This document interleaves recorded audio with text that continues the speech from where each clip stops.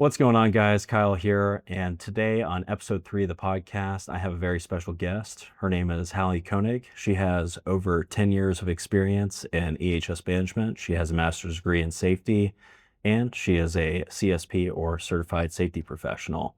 And today we're going to be talking about winter safety. So we're going to be talking about everything from workplace safety during the wintertime and during the holidays at home.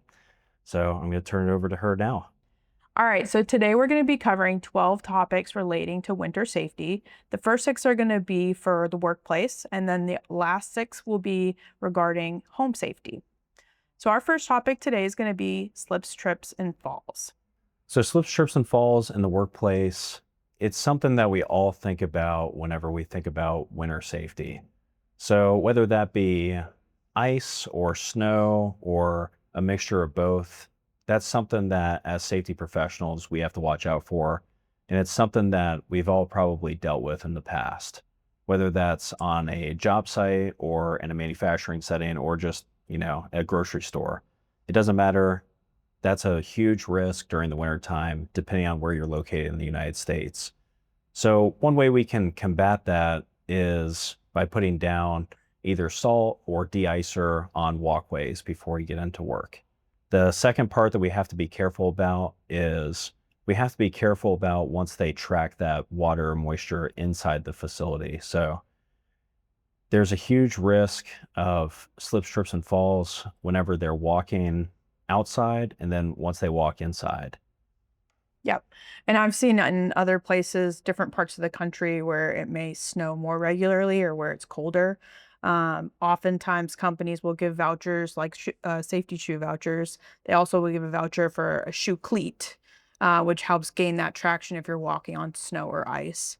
And as always, training always helps, right? Training your team to walk like a penguin or how to, move more carefully when you're walking in those types of conditions. Yep. And then not only do we have to worry about just regular walkways that we walk to and from the parking lot into walkways into the building, but we also have to worry about roof access. So if you have workers that are up on roofs, you have to make sure that it's safe and that snow or ice is melted off before they go up there. So conducting inspections on that would be really beneficial. Nowadays, they have drones. You could fly drones up and look at it if you didn't want to walk up there and do a personal inspection. So there's a couple different ways that you can tackle that as well. All right. So the next topic we're going to be covering is all about fatigue management, or basically just coming down to, overworking employees working overtime, and just being tired while at work. Yeah, so I think fatigue management is another huge risk, especially during the holidays and during the winter season, because a lot of people are they're taking time off for the holidays or they're taking off time for New Year's or whatever the case it may be. A lot of people are burning PTO. And with that, a lot of times there's labor shortages or there's shortages in manpower.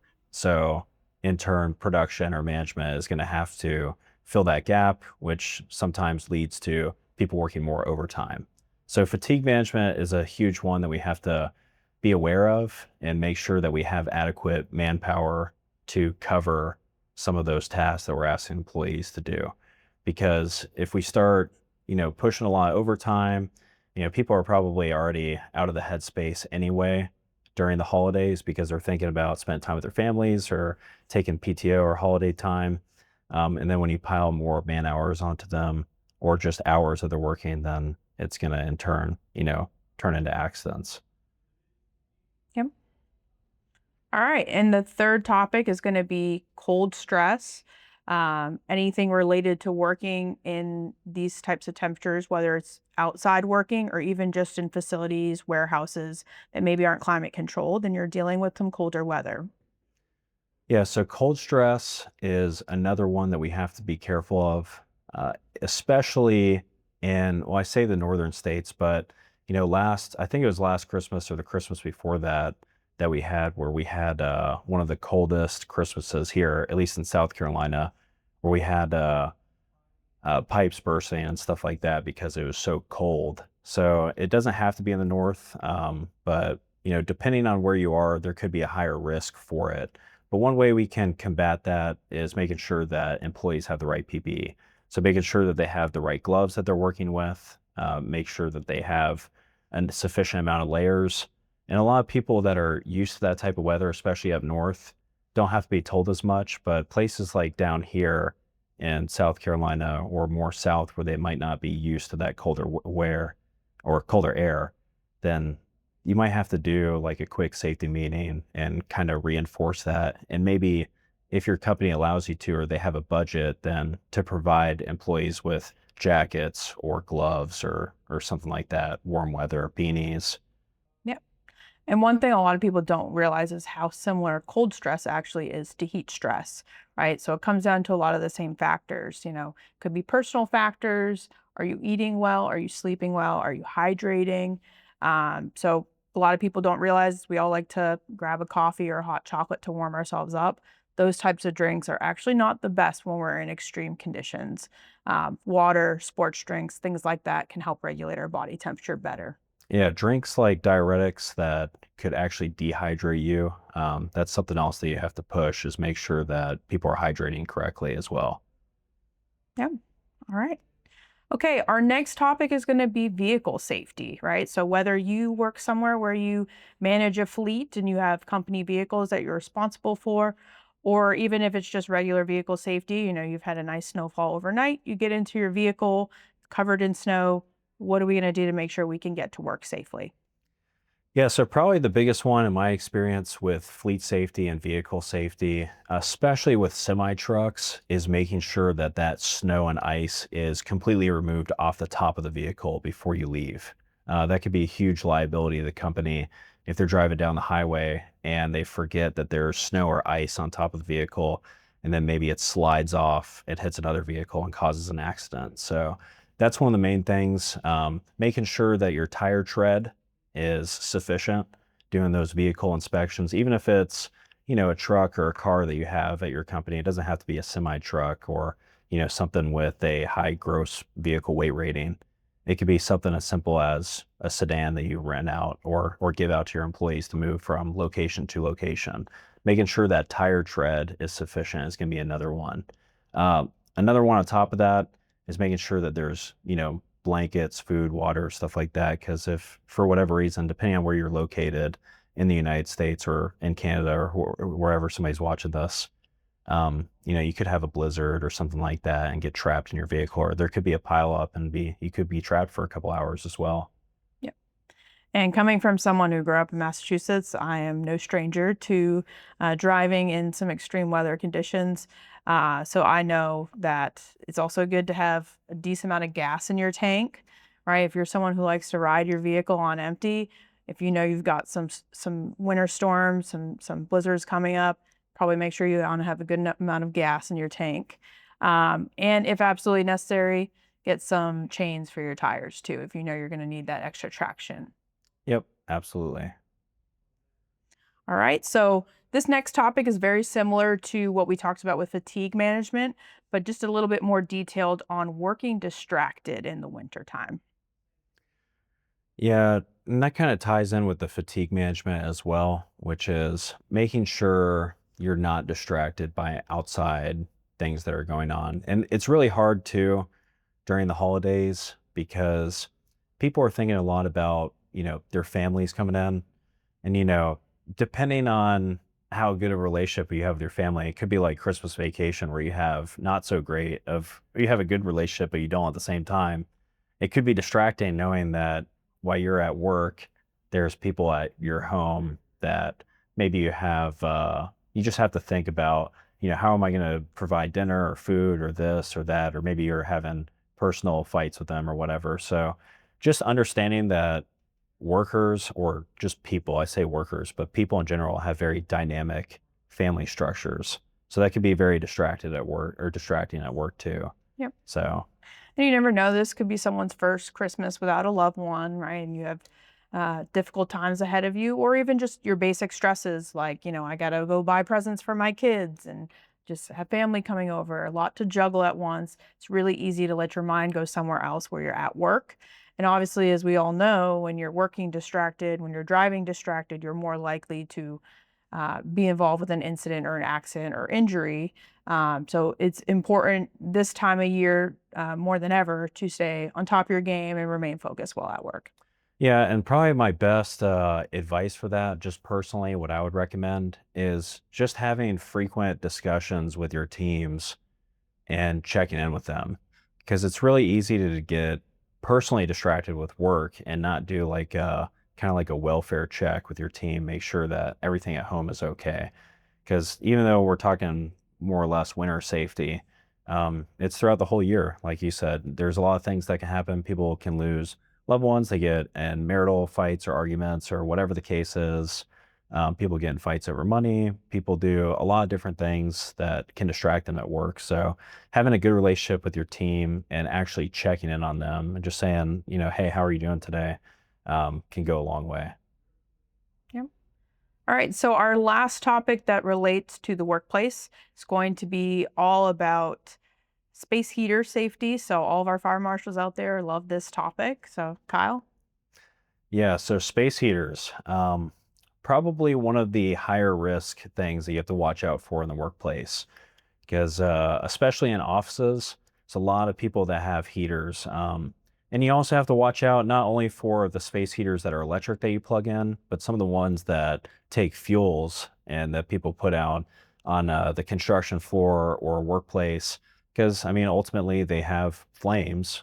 So you have to think of it like kind of like in a hot work scenario where you have to make sure somebody's checking in on that, watching it, making sure that you have fire extinguishers in that area in case there is a fire that takes place. So I understand from working in construction personally, there's, I mean, there's tons of memes on TikTok about it too, the little heaters that you fire up or whatever in construction sites. So you have to watch out for those. And then especially, like I said, in the office, making sure that there's not 17 space heaters plugged in at the same time, because that's an easy way to cause a fire too. Yep. And the best way, if you do and are able to use a space heater in the office, making sure it's one that has been UL tested and knockover rated. So a lot of these space heaters are made so if it knocks over for whatever reason, it'll automatically shut off. So that, as well as just a good rule of thumb, is to keep all flammable or combustible items at least 3 feet away from that space heater at a time. Yeah, that's a really good point. Yeah, making sure it's when it knocks over or if it does, then it turns off is really important. Yep. All right. So the next half of this is going to be covering our holiday and our winter safety tips relating to at home. So the first at home safety topic is going to be ladder safety. So specifically for our Clark Griswolds out there, we're putting up your Christmas lights. You're gonna have to use a ladder probably. So what are some good things we can do with that? Yeah, I think with ladder safety, making sure that you have the correct pitch on the ladder is going to be one, and then making sure that you have 3 rungs above the landing is another one. And it's just really hard, especially at home, whenever you're putting up Christmas lights, which it's kind of late in the season right now. But if you have to take them down later, or if you have to use a ladder for any reason, making sure that somebody's holding that ladder is going to be another huge tip because a lot of people work alone. And that's probably one of the reasons why a lot of people have injuries is because somebody's not holding their ladder and they're doing stuff that's unsafe. Yep. And another good rule of thumb while working with ladders, if you happen to be working with an electrical source, it's best practice not to use a metal ladder, use a wooden or a plexiglass. Yep. All right. So speaking of, our next topic for at-home holiday safety is going to be electrical safety. Electrical safety is another important one, especially at home. So, electrical safety, where a lot of people mess up on this, is they're doing unsafe things with extension cords, mainly to hook up Christmas lights. So, they're hooking up a 8 gauge extension cord to a 12 gauge to a 14 gauge to a 10 gauge, and they have all these mismatchy ones. Just Some of them overloading. have ground prongs, some of them are double insulated. It depends on what it is, but you just have to make sure that, for example, if you're hooking up, 12 gauge extension cords that you only hook them up to 12 gauge. You don't hook them up to an 8 gauge or a 14 gauge or something like that. So making sure that that's hooked up correctly and making sure that there's no cuts or tears or anything exposing any copper or the cord's not damaged. That's going to be another big one. All right. So this next topic's a really fun one for our at-home winter safety tips, Christmas tree safety tips. So whether it's an artificial tree you have at home or a real Christmas tree at home, both of those pose risks. Yeah, so with real trees, one of the biggest risks is it getting, I guess, dehydrated or drying out. So making sure that your Christmas tree is, sufficiently watered is going to be a huge part of it. Because if you do have a fire, I mean, everybody's seeing videos of Christmas trees lighting on fire. A lot of people burn their trees like we do at the end of the year if you do a real Christmas tree. So just making sure that it's watered sufficiently is going to be a huge part of it. With your Christmas trees that are artificial, I mean, you have less risk with the ones that come out nowadays, but it's the same thing with the electrical safety, making sure that there's no cuts or tears or anything like that. A lot of people have animals, and some of those animals will go over and start chewing on the wires and everything like that. So making sure that you check those periodically and make sure that they don't have any cuts or anything like that, because that could potentially cause a fire. Yep. And a lot of people actually don't know this, but artificial trees can actually be rated whether they're flame retardant or not. So you can get an artificial tree that is less likely to catch fire. So strongly recommend that. So our next topic is going to be about pet and child safety, specifically referring to our fancy holiday decorations and plants that we like to have in the house during this time of year may actually pose a pretty significant risk that we aren't aware of. So most of us know holly and juniper and poinsettia plants, all very beautiful, signify the holiday time, actually very toxic to both animals and to children. Yeah, so another one is making sure that, pets, especially dogs, don't get into certain foods like chocolate. I mean, that's going to be something that a lot of people have in their house is they're going to have chocolate that could be in reach, or things that, children could choke on. I mean, there's going to be a lot of people, a lot of moving parts potentially in your house. And you just got to watch out for children because those children could potentially choke on those objects if you're not careful. So that's one. Another one is goes back to some of the fire safety. So making sure that some of those burners have covers on them, make sure that those switches have covers on them as well. One of the things that happened to us it was a couple years ago. We had almost had a fire in our house because we had some pizza boxes that were left on the stovetop, and we had an electric stovetop, and somebody had bumped one of the knobs on the actual stovetop. And then whenever we came back into the house after doing fireworks, we noticed that the whole house was covered in smoke, and it almost started a significant fire. So since then, we switched to the induction stovetop, so it's not electrical anymore. So even if you put something on there and you accidentally turn it on, then it couldn't catch on fire unless it had a special type of cookware. So that's one way to do it. But child locks or child covers is another way. All right, so our next section is going to be discussing candle safety. So, obviously, we all know candles create an open flame. Um, During the holidays, people like to light candles. People often light menorahs if that's part of your tradition. So, how do we make sure that we are keeping our house, our family, our pets safe if they're around open flames? One thing I would strongly recommend, I have this in my house, is a fake candle, right? So they make candles that look very real, they flicker on their own. But obviously, if it gets knocked over, there's no fire risk there. So you can set these on a timer so they go on a certain time of night, but you don't have to worry about open flame.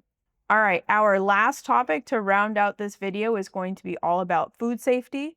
So obviously with the holidays right around the corner, we expect a lot of family to be around and of course, large meals. So how do we make sure that we're not only preparing yummy, delicious food, but that it's healthy and safe for our family and friends to eat? Yeah, so making sure that you follow food safety guidelines, make sure that the internal temperature of those foods is sufficient is going to be really important. So making sure that you have a thermometer is going to be important with that food safety. So here's an example right here of a food thermometer. It actually tells you on this specific one what temperature that type of meat should be heated to. So that's really good. Again, a lot of people may not realize different meats should be met to a different temperature to make sure and ensure that they are cooked all the way through. Thank you guys for watching. We really appreciate it. Make sure to follow and subscribe if you haven't already, and see you next time. Happy holidays.